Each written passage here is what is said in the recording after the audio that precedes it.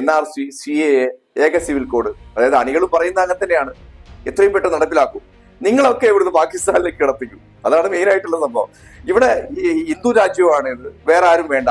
ഈ രാജ്യത്തിന് സ്വാതന്ത്ര്യം ലഭിക്കാൻ വേണ്ടി എന്താണ് പറയാ, പച്ചയിൽ പറയുമ്പോ ഇവർ ഒരു പരിപാടിയും ചെയ്യാത്ത ആളുകളാണ് ഈ പറയുന്നത്. പറഞ്ഞത് വികസനം കൊണ്ടുവരും, അഴിമതി രഹിത ഇന്ത്യ കൊണ്ടുവരും, ഇങ്ങനെയൊക്കെ പറഞ്ഞിട്ടാണ് ജനങ്ങളുടെ വോട്ട് വാങ്ങി ഞങ്ങൾ വർഗീയമായിട്ടുള്ള അജണ്ടകളെല്ലാം മാറ്റി വെച്ചുകൊണ്ടുതാ ഞങ്ങൾ അധികാരത്തിൽ വരും, ഞങ്ങൾക്ക് വോട്ട് ചെയ്യണം എന്നൊക്കെ പറഞ്ഞുകൊണ്ടാണല്ലോ ഇവർ കയറിയത്. പിന്നെ പോയത് എങ്ങോട്ടാ? ഈ പറയുന്ന വർഗീയത പച്ചയ്ക്ക് നടപ്പാക്കുന്ന നിയമനിർമ്മാണങ്ങളിലേക്കാണ്. പക്ഷെ പറഞ്ഞ് അവസാനം എന്ത് വന്നു? നീലച്ചായം ഒലിച്ചു പോയ കുറുക്കന്റെ ആ കാഴ്ചയാണ് നമുക്ക് കാണാൻ കഴിയുന്നത്. ആ ആടുകളുടെ ഇടയിലേക്ക് വന്ന് ഞാനൊരു പ്രത്യേക മൃഗമാണ് എന്ന് പറഞ്ഞ് നീലച്ചായം തേച്ചു വന്ന മുസ്ലിങ്ങളെ വേട്ടയാടുന്നു, ഇവിടുത്തെ ന്യൂനപക്ഷങ്ങളെ വേട്ടയാടുന്നു, ഈ പറയുന്ന ദളിതരെ വേട്ടയാടുന്നു, ഭക്ഷണത്തിന്റെ പേരിൽ, വസ്ത്രത്തിന്റെ പേരിൽ എന്ന് വേണ്ട എന്തിന്റെയൊക്കെ പേരിൽ ഇവിടുത്തെ ന്യൂനപക്ഷ ജനവിഭാഗങ്ങളെ രണ്ടാം തരക്കാരാക്കാൻ പറ്റുമോ അത്തരത്തിലുള്ള എല്ലാ പണിയും എടുത്ത് മുന്നോട്ട് പോകുന്ന ഒരു ഭരണകൂടത്തെയാ ഞാൻ അതിൽ വളരെ റെസ്പെക്ട് ചെയ്യുന്നത് ഇന്ത്യയിലെ ന്യൂനപക്ഷം, എസ്പെഷ്യലി മുസ്ലിങ്ങൾ, കേരളത്തിലെ മുസ്ലിം ലീഗ് ഉൾപ്പെടെ. PK കുഞ്ഞാലിക്കുട്ടി സാഹിബ് പറഞ്ഞു, ഞങ്ങൾ തെരുവിൽ പോരാട്ടത്തിലില്ല, ഞങ്ങൾ നിയമപരമായി നേരിടും. ഭരണഘടനാ വിരുദ്ധമായ ഒരു നിയമമാണ്, തെരുവിൽ പോരാട്ടമാണ് അവർ ഉദ്ദേശിച്ചത്. അതാണ്, ഒരു സംശയവും വേണ്ട. ഇനിയുള്ള അദ്ദേഹത്തിന്റെ കാലഘട്ടം എന്ന് പറയുന്നത് CAA എന്ന് പറയുന്നത് ഓർക്കാൻ പോലും അദ്ദേഹം ആഗ്രഹിക്കില്ല. ചുടുകട്ട കൊണ്ട് ഒരു കഷ്ണം ഇറച്ചി ഫ്രിഡ്ജിൽ സൂക്ഷിച്ചു എന്നതിന്റെ പേരിൽ ചുടുകട്ട കൊണ്ട് എറിഞ്ഞു കൊല്ലുന്ന ഒരു രാഷ്ട്രീയമുണ്ടല്ലോ. ആ രാഷ്ട്രീയത്തെ കുറിച്ച് അതിന് പിൻബലം കൊടുക്കുന്ന അല്ലെങ്കിൽ അതിനെ പ്രോത്സാഹിപ്പിക്കുന്ന ഒരു രാഷ്ട്രീയം മുന്നോട്ട് കൊണ്ടുവരാൻ മണിപ്പൂരിൽ എന്താണ് പറഞ്ഞത്? കുക്കി വിഭാഗം, മെയ്റ്റി വിഭാഗം തമ്മിലുള്ള അവരുടെ ഒരു പ്രശ്നമാണ് ഇത് എന്നാണ് പറയുന്നത്. ഞാൻ ചോദിക്കട്ടെ, ഈ BJP ആളുകളോട് അല്ലെങ്കിൽ സംഘപരിവാറിന്റെ ന്യായീകരിക്കുന്ന ആളുകളോട് ഞാൻ ചോദിക്കട്ടെ, ഇത്തരം രീതിയിലേക്ക് അടി നടക്കുവാണെങ്കിൽ, ഒരു പ്രശ്നം നടക്കുവാണെങ്കിൽ അത് തീരുമാനിക്കാനുള്ള അല്ലെങ്കിൽ അത് അമർച്ച ചെയ്യാനുള്ള സംഭവം സർക്കാർ എടുക്കട്ടെ. അവിടെ ആരാണ് ഭരിച്ചുകൊണ്ടിരുന്നത്?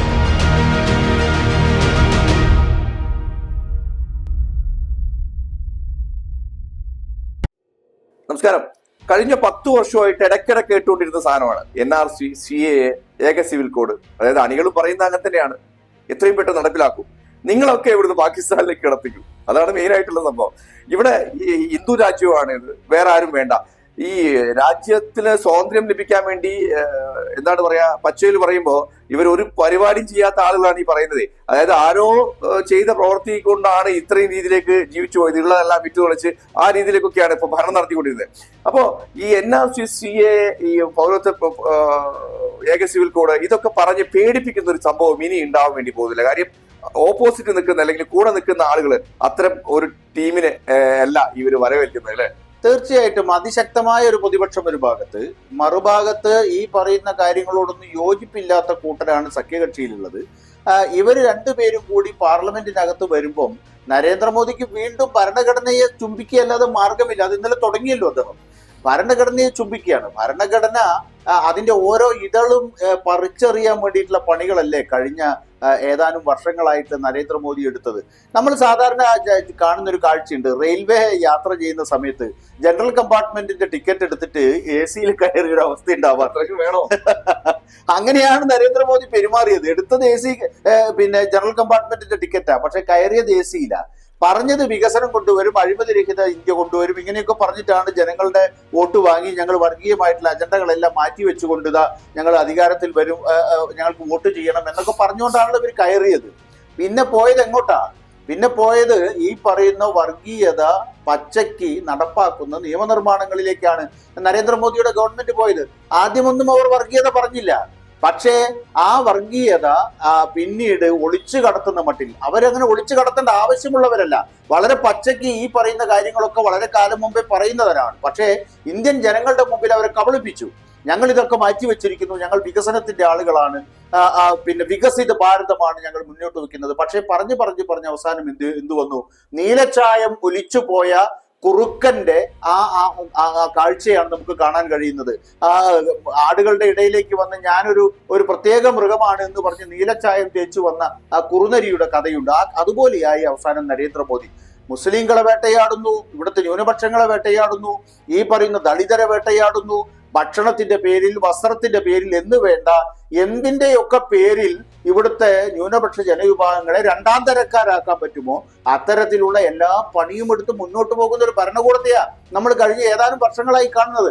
അതിനൊക്കെയുള്ള ഒരു തിരിച്ചടിയാണ് ഈ 2024 തെരഞ്ഞെടുപ്പ് കൊടുത്തിരിക്കുന്നത്. ഇതിൽ പ്രത്യേകം എടുത്തു പറയേണ്ട വിഷയമുണ്ട്. അതായത് ഈ NRC CA ഒക്കെ വരുമ്പോൾ പ്രതിരോധിക്കുന്ന, വളരെ വല്ലാത്ത രീതിയിലേക്ക് സമരം ചെയ്യുന്ന, പ്രതിരോധം ഏർപ്പെടുത്തുന്ന രീതിയിലേക്ക് പോയി നിൽക്കുന്ന ഒരു സാഹചര്യം ശരിക്കും പഴയ സമയങ്ങൾ കണ്ടിരുന്നു. പക്ഷേ വളരെ പ്രതിപക്ഷ പാർട്ടികൾ ശരിക്കും ഈ രാഹുൽ ഗാന്ധി അടക്കമുള്ള ആളുകൾ ഈ വിചാരിച്ചു ഇതൊരു ചൂണ്ടയാണ്, ഈ ചൂണ്ടയിൽ കൊത്താൻ പാടില്ല, അവർ നിയമപരമായി നേരിടുന്ന പല ആളുകളും സ്വീകരിച്ചതിന്റെ അടിസ്ഥാനത്തിലാണ് ശരിക്കും ഇപ്പൊ CAA അതിന് ചട്ടങ്ങൾ കൊണ്ടുവന്നല്ലോ തെരഞ്ഞെടുപ്പിന് തൊട്ട് മുമ്പാ.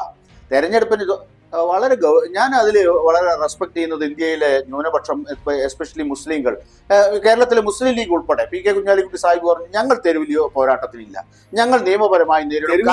ഭരണഘടനാ വിരുദ്ധമായ ഒരു നിയമമാണ്, തെരുവിൽ പോരാട്ടമാണ് അവർ ഉദ്ദേശിച്ചത്. അതാണ്. പക്ഷെ അതിൽ ആ കുളത്തിൽ വീഴാതെ തിരിച്ചു നിന്നതാണ് ഇന്നത്തെ വിജയം. കാരണം വർഗീയമായ കാർഡ് ഉപയോഗിച്ചുകൊണ്ട് കളിക്കുന്ന സമയത്ത് ഇരു കൈകൾ കൂട്ടിമുട്ടുമ്പോഴാണല്ലോ ഒച്ചയുണ്ടാവുക. അത് സാധാരണഗതിയിൽ അങ്ങനെ സംഭവിക്കുന്നതാണല്ലോ.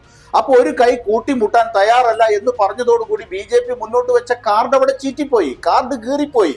അതാണ് ഈ പറയുന്ന ചട്ടങ്ങൾ ഉണ്ടാക്കിക്കൊണ്ട് CAA നടപ്പാക്കാൻ വേണ്ടി ശ്രമം. അതിന് തിരിച്ചടി മറുഭാഗത്ത് കിട്ടി. ബംഗാളിൽ എന്തുകൊണ്ടാണ് BJPക്ക് ഏറ്റവും കൂടുതൽ ഇതിന്റെ അംശങ്ങൾ പ്രവർത്തിക്കുന്ന രണ്ട് സംസ്ഥാനങ്ങൾ, ഒന്ന് ബംഗാളും ഒന്ന് ആസാമുമാണ്. നിങ്ങൾ തെരഞ്ഞെടുപ്പ് ഫലം എടുത്തു നോക്കൂ. ആസാമിൽ കോൺഗ്രസ് പാർട്ടി തിരിച്ചു വന്നു, BJPയുടെ സീറ്റുകൾ കുറഞ്ഞു. ബംഗാളിലാണെങ്കിൽ വലിയ തോതിൽ മമതാ ബാനർജിയുടെ വലിയ തോതിലുള്ള മുന്നേറ്റം നമുക്ക് ബംഗാളിൽ കാണാൻ കഴിഞ്ഞു. ഈ പറയുന്ന CAA പ്രവർത്തിക്കുക. നേരെ മറിച്ച് ഇവിടുത്തെ മുസ്ലിം ജനസാമാന്യം CAA ചട്ട നിർമ്മാണത്തിൽ അതിന്റെ പോർട്ടൽ ഉണ്ടാക്കി ഇതാ പൗരത്വം കൊടുക്കാൻ പോകുന്നു എന്നൊക്കെ പറഞ്ഞിട്ടുള്ള പ്രകോപനത്തിൽ വീണിരുന്നുവെങ്കിൽ, ആ പ്രകോപനത്തിൽ കയറി കൊത്തിയിരുന്നുവെങ്കിൽ ഒരു സംശയവും വേണ്ട, ഇത്തരത്തിലുള്ള സംസ്ഥാനങ്ങളിൽ ഉൾപ്പെടെ BJP വമ്പിച്ച കുതിച്ചുകയറ്റം നടത്തുമായിരുന്നു. വളരെ ബുദ്ധിപൂർവമാണ്. ഞാൻ പറഞ്ഞല്ലോ, കഴിഞ്ഞ കാലത്ത് വൈകാരികമായി പ്രതികരിക്കുന്ന ന്യൂനപക്ഷങ്ങൾ, മുസ്ലിങ്ങൾ പ്രത്യേകിച്ച്, ഈ തെരഞ്ഞെടുപ്പ് കാലയളവിൽ വളരെ വിവേകത്തോടു കൂടി വളരെ വയസ്സായി ഈ പറയുന്ന ഇവരുടെ കളികളെ നോക്കിക്കാണുകയും അതിനോട് പ്രതികരിക്കുകയും ചെയ്യുന്ന സാഹചര്യം വന്നു. നിങ്ങൾ കണ്ടല്ലോ, പെറ്റുകൂട്ടുന്നവരെ കുറിച്ച് പറഞ്ഞു, അതുപോലെ തന്നെ നുഴഞ്ഞുകയറ്റക്കാരെന്ന് പറഞ്ഞു, ഈ പറയുന്ന രീതിയിൽ എന്തെല്ലാം കാര്യങ്ങൾ പറഞ്ഞപ്പോഴൊന്നും അതിനോട് വളരെ ക്രിയേറ്റീവായി പ്രതികരിക്കുക എന്നല്ലാതെ അതിന് വൈകാരികമായി വളർത്തുന്ന രീതിയിലേക്കുള്ള ഒരു പ്രസ്താവന പോലും ഒരു നേതാവിന്റെ ഭാഗത്തു നിന്നും ഉണ്ടായില്ല. അതുകൊണ്ടൊക്കെ എന്ത് സംഭവിച്ചു? അതുകൊണ്ടൊക്കെ ആ പ്രചാരണങ്ങൾ എവിടെയും ഏശാതെ പോയി എന്നുള്ളതാണ്. ഇത് യഥാർത്ഥത്തിൽ ഇന്ത്യൻ ജനാധിപത്യം നരേന്ദ്രമോദിക്ക് കൊടുത്ത ഒരു ട്യൂട്ടോറിയൽ ക്ലാസ് ആണ്. ആ ക്ലാസ് നരേന്ദ്രമോദിക്ക് പഠിക്കാൻ കഴിയുമെങ്കിൽ ഒരു സംശയവും വേണ്ട, ഇനിയുള്ള അദ്ദേഹത്തിന്റെ കാലഘട്ടം എന്ന് പറയുന്നത് CAA എന്ന് പറയുന്നത് ഓർക്കാൻ പോലും അദ്ദേഹം ആഗ്രഹിക്കില്ല. ഇത്തരത്തിലുള്ള നിയമനിർമ്മാണങ്ങൾ ചുടുകട്ട കൊണ്ട്, ഒരു കഷ്ണം ഇറച്ചി ഫ്രിഡ്ജിൽ സൂക്ഷിച്ചു എന്നതിന്റെ പേരിൽ ചുടുകട്ട കൊണ്ട് എറിഞ്ഞു കൊല്ലുന്ന ഒരു രാഷ്ട്രീയമുണ്ടല്ലോ, ആ രാഷ്ട്രീയത്തെ കുറിച്ച് അതിന് പിൻബലം കൊടുക്കുന്ന അല്ലെങ്കിൽ അതിനെ പ്രോത്സാഹിപ്പിക്കുന്ന ഒരു രാഷ്ട്രീയം മുന്നോട്ട് കൊണ്ടുവരാൻ നരേന്ദ്രമോദി ഉറക്കത്തിൽ പോലും ഇനി ആഗ്രഹിക്കില്ല. അത്തരത്തിലൊരു ജനവിധിയാണ് ഇന്ത്യ കൊടുത്തിട്ടുള്ളത്. ആ നിലയിലാണ് ഇന്ത്യയിലെ ന്യൂനപക്ഷത്തെ അപരവൽക്കരിച്ചുകൊണ്ട്, അവരെ ശത്രുസ്ഥാനത്ത് നിർത്തിക്കൊണ്ട്, അവരെ വിദ്വേഷത്തിന്റെ ഭാഷയിൽ ആക്ഷേപിച്ചുകൊണ്ട്, അവരെ അകറ്റി നിർത്തിക്കൊണ്ട് പോകാൻ അതിലൂടെ തനിക്ക് ലഭിക്കുന്ന വോട്ട്.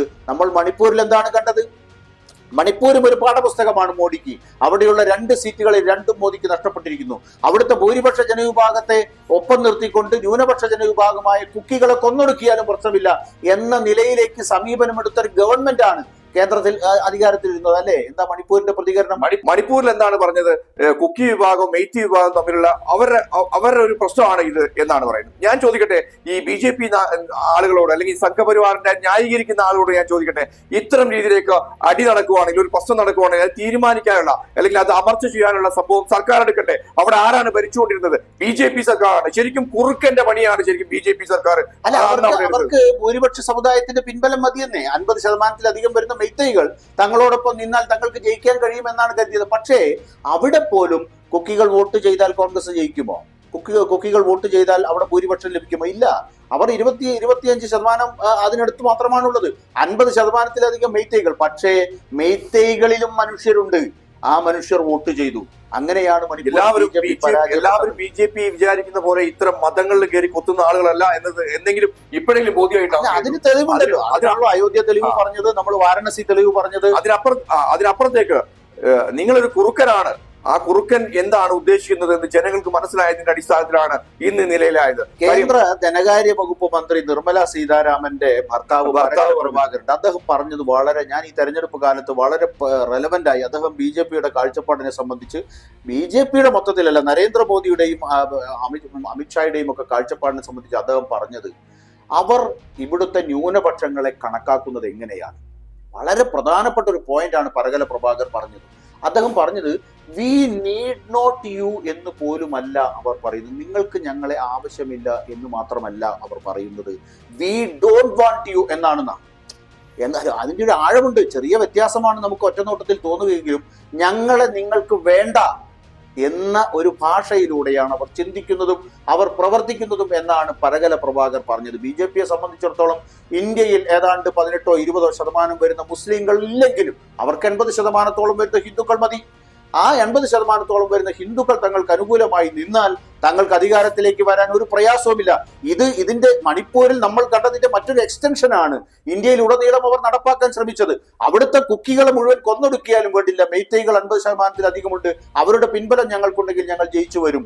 അതുപോലെ തന്നെ ഇന്ത്യയിലെ 80% വരുന്ന ഹിന്ദുക്കൾ ഞങ്ങളോടൊപ്പം നിന്നാൽ മറ്റാരൊക്കെ ഉണ്ടെങ്കിലും അവരെയൊക്കെ തള്ളിക്കളഞ്ഞാലും ആ കണക്കാണ് ശരിക്കും തെറ്റിപ്പോയത്. അതിന്റെ എക്സ്റ്റൻഷനാണ് ഇന്ത്യയിൽ തെറ്റിപ്പോയത്. അതാണ് തെറ്റിപ്പോയത്. ഒരു കാര്യം മനസ്സിലാക്കേണ്ടത്, ഇന്ത്യ എങ്ങനെ താഴോട്ട് പോയി, പട്ടിണി സൂചികയിലൊക്കെ ഏറ്റവും വലിയ ലെവലിലേക്ക് പോയി എങ്ങനെയാണ് എന്ന് ചിന്തിക്കാൻ സാമാന്യ ബുദ്ധിയുള്ള ആളുകൾക്ക് ഇത് മതി. കാര്യം ക്രമസമാധാനം നഷ്ടപ്പെടുന്ന ഒരു രാജ്യത്ത് എത്രത്തോളം രീതിയിലേക്ക് ജനങ്ങൾ സമാധാനമായിട്ട് 25 രാജ്യങ്ങളുടെ പട്ടിക എടുത്തപ്പോൾ 117-ാം സ്ഥാനത്ത് ഇന്ത്യ പോയി. 40 കൊല്ലത്തിനിടയിലുള്ള തൊഴിലില്ലായ്മ മനസ്സിലാവില്ലേ? ഇതൊന്നും മനസ്സിലാവില്ല. ഇവരൊക്കെ എന്താണ് പറയാ, 40 ലക്ഷം കോടി രൂപയാ ബാബു എന്റെ പോക്കറ്റ് കൊള്ളയടിച്ചു പോയത് പെട്രോളിന്റെ ഡീസലിന്റെ കാര്യത്തിൽ. ഇവരൊക്കെ എന്താ ഈ വിശ്വഗുരു സംരക്ഷിക്കും. കാര്യം ദൈവം ആരുടെ കൂടിയാ? ഭൂതഗണങ്ങളുടെ കൂടി ഇരിക്കുകയാണ്. എന്തായി? എല്ലാം തീരുമാനമായി. പരമാത്മൻ ദൈവം ആരുടെ കൂടിയാ അപ്പൊ കോalition ഗവൺമെന്റ് ഉണ്ടാക്കാൻ പോകുന്നത്? അപ്പൊ എല്ലാം തീരുമാനമായി. അപ്പൊ എല്ലാവർക്കും ഈ ഞാൻ പറഞ്ഞ പോലെ തന്നെ തെറി പറയേണ്ട ആളുകൾക്ക് നല്ല രീതിയിൽ തെറി പറയാം. നന്ദി, നമസ്കാരം.